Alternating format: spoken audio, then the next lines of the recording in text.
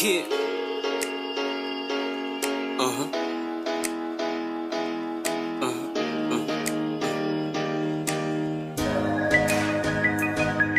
Yeah.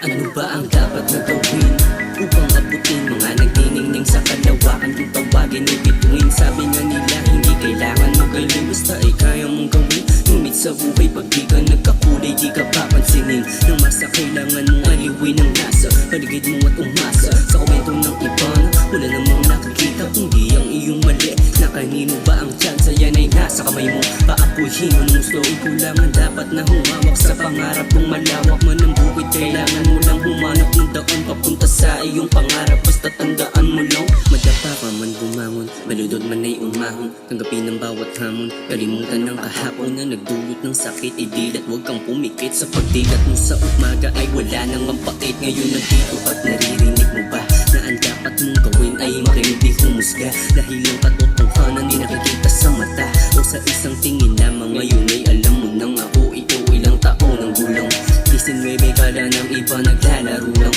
Oo, kulang na kung kulang ang karanasan, pero tandaan hindi mo pa nakita ang nakaraan. Lahat ay nilagpasan, kita mo ba ang pasan? Laging dapat lakasan, kalaga ng nakagapos di alam ang dahilan, pero tutuloy pa rin. Mabutas man ang sapatos, mapaos kung mapaos hanggang aking mairaos. Ang tanong ng iilan kung bakit lapis ang papel ang napapagtripan sa mura kong edad itong napiling laruan. Ano bang nakuha dyan? Bakit ba ganyan? Bakit ba pinagtatawanan kung hindi mo rin alam ano ba ang dahilan? Isipin ng sayo, huwag kang tumigil magbilang. Basta sulat na ng sulat mo mula tuloy sa ulat. Magulat ng magugulat, bumagsak tuloy sa buhat. At buksan mo ang pinto, pumasok kung papasok, di ka dapat lumito.